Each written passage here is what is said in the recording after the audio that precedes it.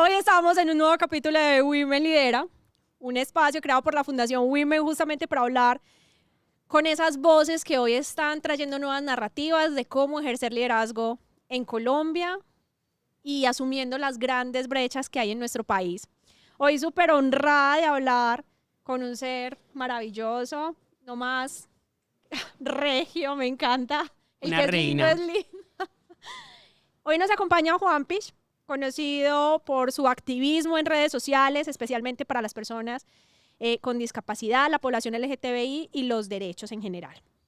Usa las redes sociales y el contenido digital para visibilizar esas realidades de la discapacidad con humor, reflexión y arte. Pero sobre todo para recordarnos que nuestras voces son un gran mecanismo para hacer acto político. Juan Pish, gracias por estar aquí. Que antes, gracias por invitarme. Wow, que imagínense.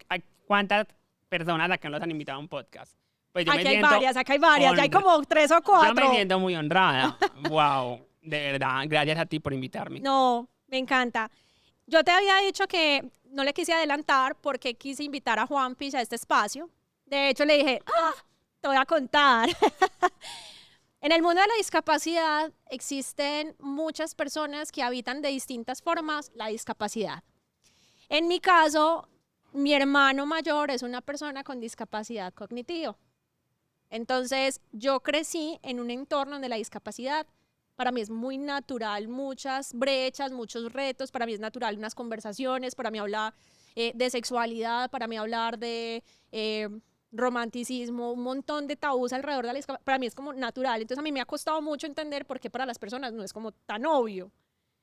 Pero por eso te quería tener acá, porque es también honrar la historia de mi hermano y de mi mamá que hoy está aquí acompañándonos, que es justamente a quienes nos ha tocado evitar el reto de la discapacidad en medio de un sistema que todavía tiene grandes barreras, especialmente para las personas con discapacidad. Total, es que yo siento que también el reto no es vivir la discapacidad, el reto son las barreras. Y eso es muy importante, porque siento que ahí vemos la perspectiva de cómo intervenimos esas problemáticas. Nos centramos en las personas que son supuestamente el problema o verdaderamente el problema está afuera. Yo siento que está afuera. Y me encanta eso porque yo sí quiero preguntarte vos cómo iniciaste en todo este activismo. Sobre todo que vos has sido una persona que sin tabús has utilizado tu propio cuerpo como mecanismo de acto político, de narrativa, de conversaciones, de incomodar a otras personas para justamente entender esto, la discapacidad. Entonces, ¿cómo inició todo tu proceso y cómo ha sido para vos esto? Bueno, todo inició en el 2021 para todas las personas, ¿cierto? Como públicamente. Pero yo siento que todo inició antes. Yo siento que todo inició cuando a ese One Piece chiquito se le normalizó algo tan violento como es que no hayan ascensores. Como es que me sienta feo porque en redes sociales todos los modelos no tienen discapacidad. Porque no me encontraba. Entonces yo siento que ahí empezó, ¿cierto? Y hasta que mi primer referente en activismo fue mi mamá, porque mi mamá era súper peleona. O sea, ay, no hay rampa. ¿Por qué no hay rampa? ¿Por qué no hay rampa? Es más, mi mamá... Por allá mira mi mamá también. Ajá. Sí, sí, porque un niño tal vez no tenga las herramientas para saber qué es una violencia. En cambio, esas madres pues ya tienen experiencia de qué es vivir y se dan cuenta de, ve, sí, hay unas violencias aquí. Y entonces mi madre, por ejemplo, demandó al colegio. O sea, mi mamá era una locura, es una locura. Ok. Y bueno, después de la pandemia, yo me quise unir al Voluntariado Diverso, que es un colectivo LGBTQ+, que es el que hace la marcha LGBTQ+, en Medellín, porque yo quería ir a la marcha a mariquear. Y yo decía, ay, no, pero allá, todo ese sentido, me matan, ¿cierto? Porque hay lugares de la marcha que son, no, son intransitables para una silla de ruedas. Entonces, me uní al colectivo y ahí vi la importancia de seguir hablando de eso, de permanecer y de que mi cuerpo es político. ¿Qué significa eso? Porque creo que incluso para muchas mujeres también que hemos pertenecido a minorías en muchos aspectos, ¿Qué significa que nuestro cuerpo sea un acto político? Yo siento que para mí es un acto político, me puedo equivocar como dijimos ahorita, listo. Para mí es un acto político en cuando mi cuerpo, solo por el estar, da un mensaje en esta sociedad de cuerpos hegemónicos, ¿cierto? Yo siento que lo político son mensajes, ¿cierto? Mensajes que se prolongan y que tienen un significado, es que todo también es político, pero un significado valioso para estos cambios sociales. Y yo siento que solo yo estar en algunos espacios genera conversaciones. Por ejemplo, yo voy a farrear y no hay baño accesible. Entonces, ahí como yo en ningún momento dije, no, ¿por qué no hay baños? El derecho a orinar, es que el derecho, tengo tal derecho en la norma constitucional. No, mi cuerpo solamente lo dijo al permanecer y estar en sociedad. Me encanta. Y creo que ahí tenemos un gran reto justamente para estas narrativas de equidad que estamos teniendo, especialmente de la organización de Women. Siempre hemos tenido la apuesta a que los espacios los ocupen las voces que normalmente no los están ocupando. Por justamente eso. El hacer presencia en determinados espacios ya va dando indicios de un montón de cosas que ni siquiera concebimos. Yo he sido muy abierta en decir, hay identidades que claramente yo no he habitado, pero sí es mi responsabilidad permitir que estemos todas las identidades conversando, incluso desde nuestras diferencias, porque no tenemos que pensar igual. Entonces creo que ahí está el gran reto. Para quienes no saben, Juanpis es tremendo influencer en redes sociales, es una locura.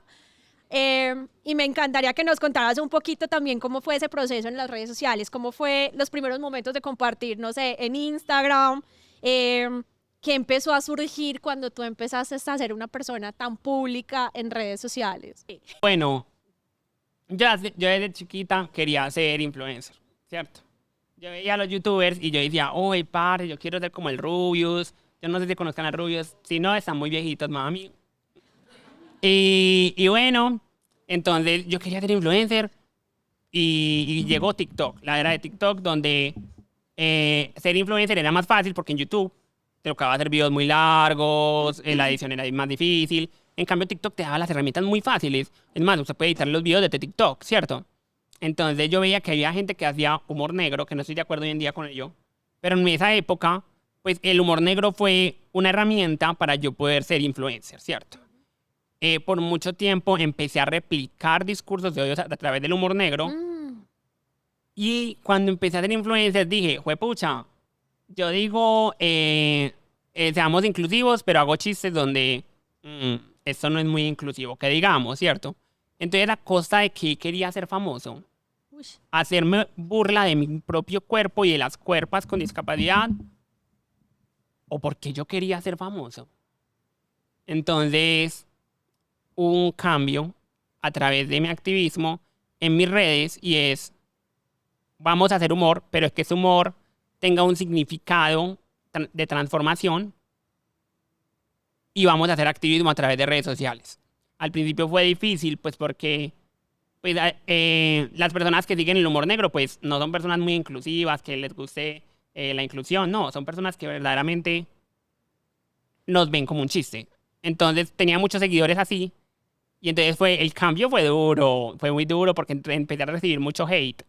Porque claro, todas las personas me seguían y ya yo no daba esos discursos de, ay, jaja, somos inválidos, jaja, ríanse de nuestras cuerpas. No, ya daba otro mensaje y era el contrario a todos los mensajes. Entonces, ¿qué decían todos esos seguidores? Uy, Dios no castiga 2 veces, maldito. Y no voy a replicar más discursos de odio en este podcast, voy a dejar así. Gracias. Y fue difícil, pero hoy en día me doy cuenta de que las redes sociales son un medio perfecto para la transformación social, pero también me di cuenta que no se me puede quedar solo en las redes. Que de hecho me hace pensar la siguiente pregunta y es que una de las cosas que estoy notando en tus redes sociales en los últimos meses ha sido también como empezar a apropiarte del espacio público. Que es no quedarse en redes sociales, sino que ya demandas y hablas y expones retos sobre los espacios públicos. O sea, ¿cómo ha sido para ti también eso, empezar a ocupar y a demandar y a exigir cómo deberían ser los espacios públicos para reducir las barreras que estamos enfrentando hoy.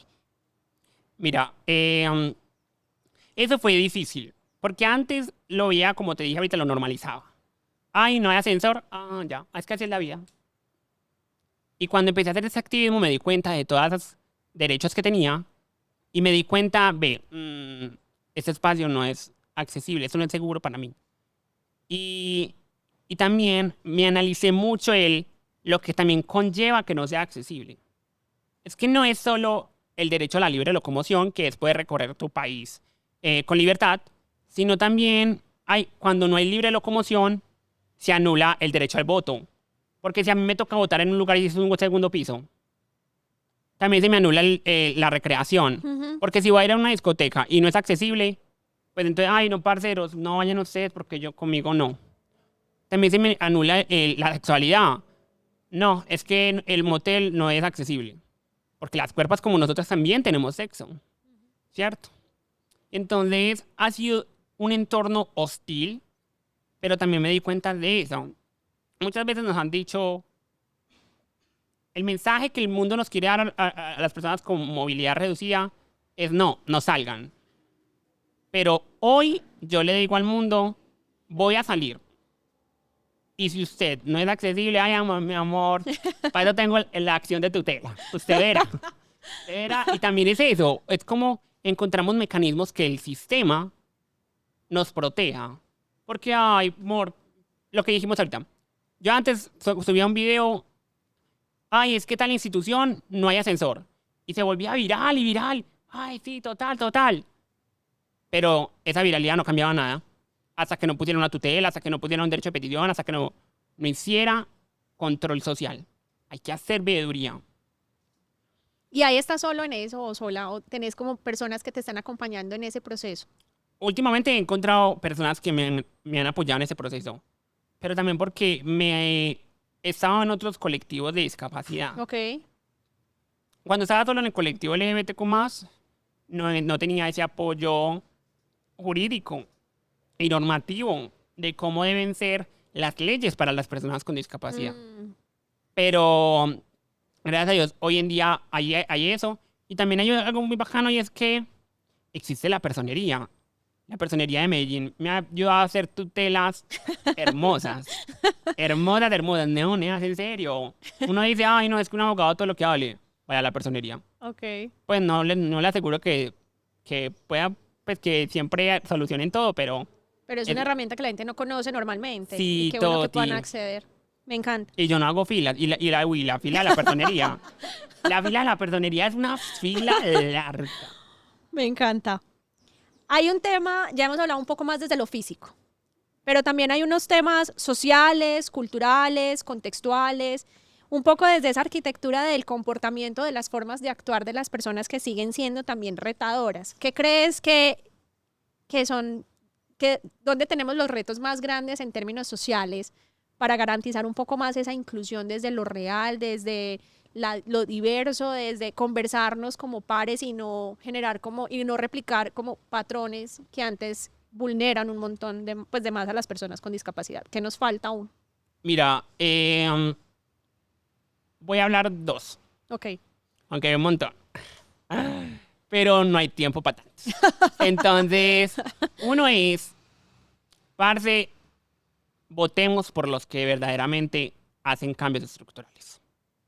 Hoy yo estaba en el Consejo Distrital de Juventudes, yo soy consejero distrital de Juventudes, y hoy teníamos una sesión conjunta con los concejales, y nadie hablaba de discapacidad, pues porque a nadie de allá le importa, dolorosamente. Sí, yo siempre he dicho que solo las personas que habitan la discapacidad son quienes están interesadas en estar hablando del tema. De resto es muy difícil. De resto es muy difícil.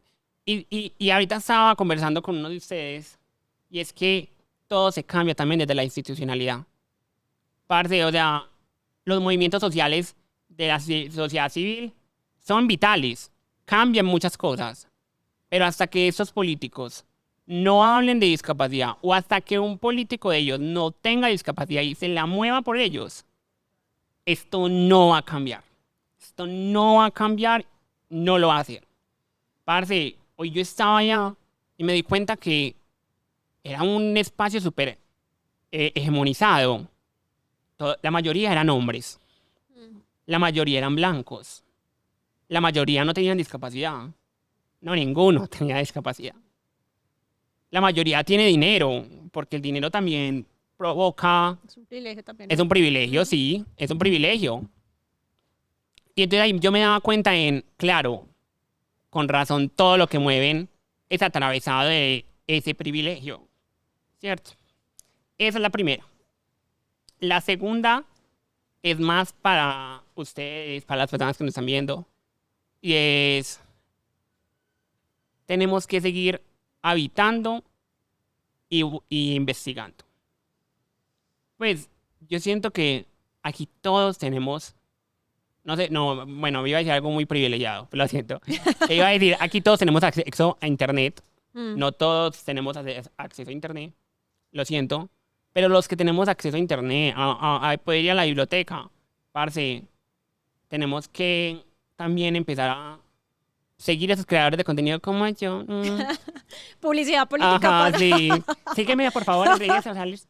Y es eso, o sea, listo. No, yo no estoy diciendo que no puedan seguir seguidores, pues, perdón, influencers que hagan risa, pues yo también lo sigo. Pero también, parce, investiguemos, o sea, llenémonos de cultura. De verdad sabemos Ujú, cómo ser menos racistas, de verdad ujú. sabemos cómo ser menos capacitistas, de verdad sabemos cómo ser menos homofóbicos, o solamente nos llega la información del presente y ya. ¿Alguno ha buscado cómo ser menos racista, por ejemplo, aquí? Ahí veo mi manito, epa, así como tú, todos debemos hacerlo. Porque, parce, uno habita con esas personas día a día, día a día. Y uno dice, ay, no, las personas con discapacidad, yo casi no las veo. No las vemos porque no pueden salir de sus hogares algunas. Otras están entre nosotros con discapacidades cognitivas o psicosociales y no se les ve que tienen discapacidad, pero tienen discapacidad, habitan con nosotros. Entonces también un llamado a, venga, verdaderamente también es algo del exterior o yo como oyente de este podcast y estoy acá, voy a hacer algo para ese cambio. Porque, ay no, que lo hagan ellos, que lo hagan ellos. No, parce, esto es algo social, esto es algo estructural.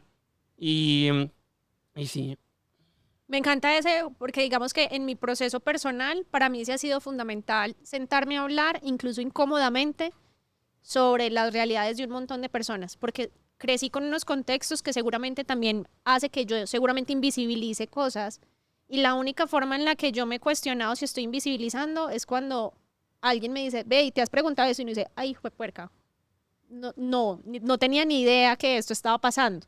Entonces ahí ya entra uno como a sacudirse un poco y por lo menos ya entra la apertura de decir, bueno, venga, entendamos qué es esto, qué significa la discapacidad, qué significa hablar de racismo, qué significa hablar de población LGTBIQ+, qué significa todo esto. Como que creo que sí es importante tener la incomodidad de preguntarnos y de conversar con personas muy ajenas a nuestras realidades para poder al final reducir un poco esos sesgos que están presentes. Porque yo he notado también, y es que muchas veces creemos que las personas no están, pero es porque también las invisibilizamos. Ni lit. siquiera es como todo el tiempo uno puede estar identificando personas, habitando la discapacidad con distintos retos en la sociedad, pero no nos damos cuenta pues porque, ay, yo no tengo esos lentes que son necesarios y creo que eso es fundamental.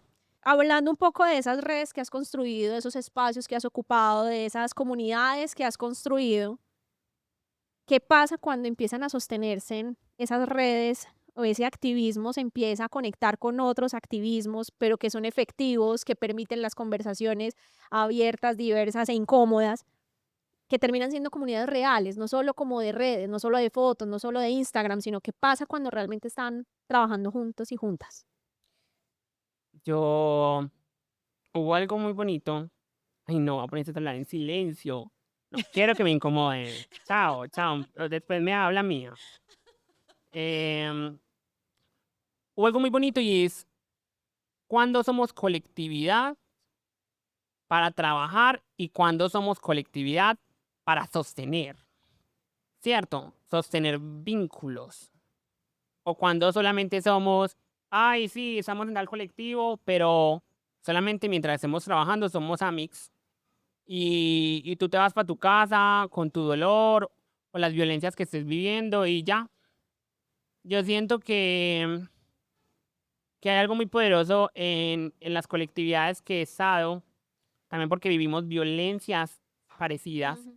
Entonces, nos sostenemos amorosamente.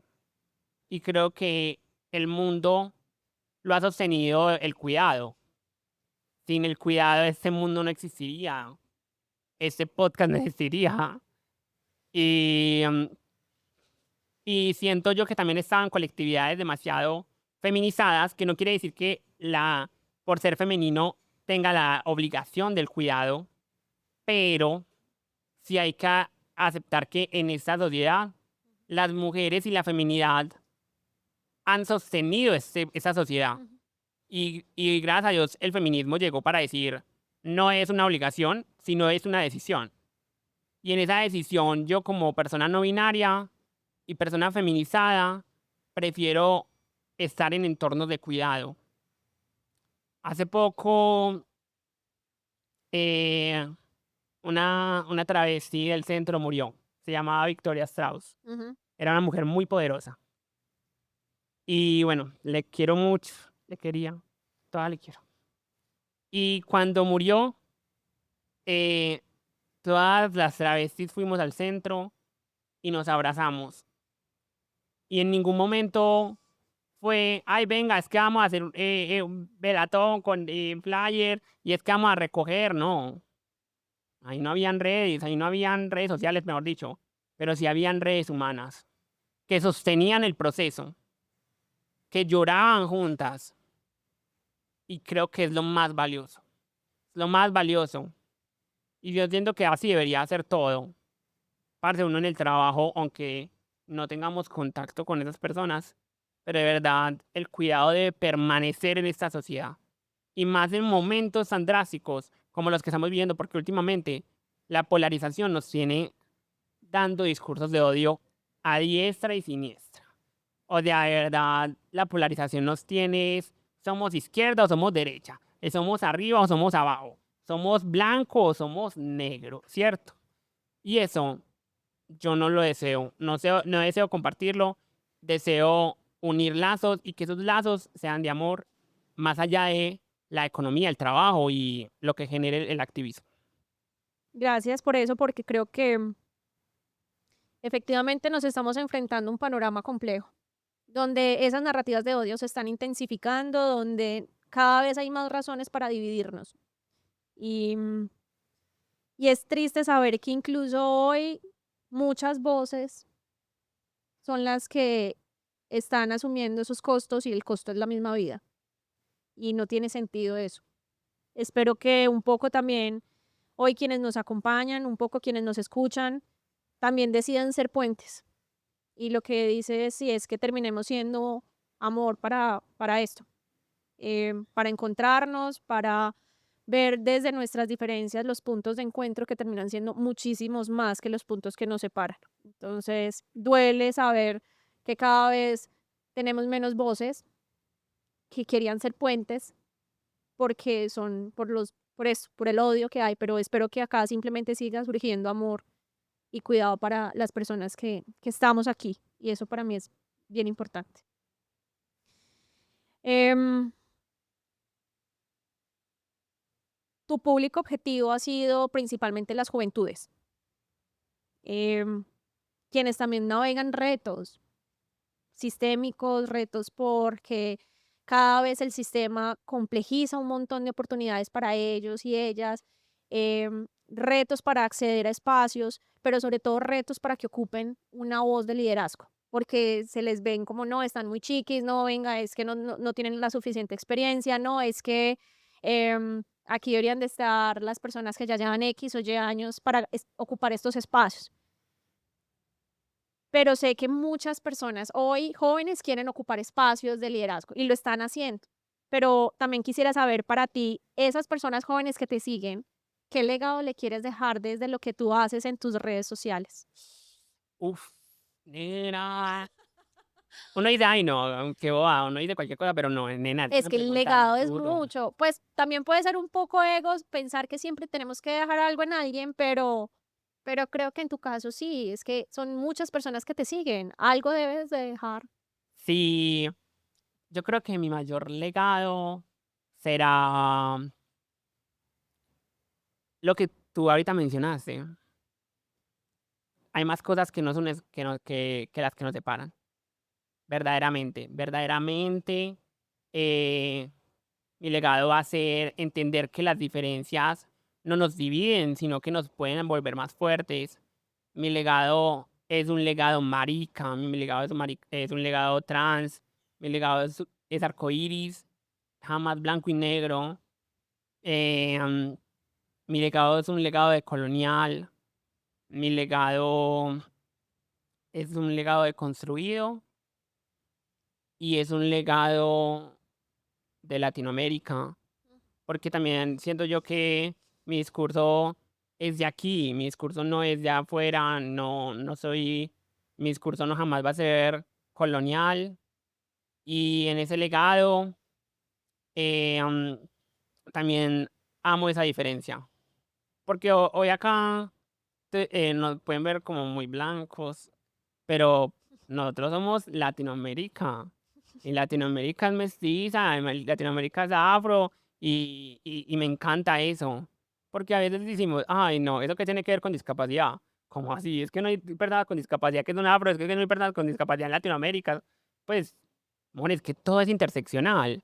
O sea, así como yo soy una maricona con uñas y feminizada y en silla de ruedas, hay otras interseccionalidades en todos los lados. Y mi legado es eso. Mi legado es también eso, o sea, no separar las conversaciones. Como, no, es que aquí solamente se habla de personas afro. No, es que aquí solamente se habla de personas con discapacidad. No, es que aquí solamente se habla de personas LGBTQ+.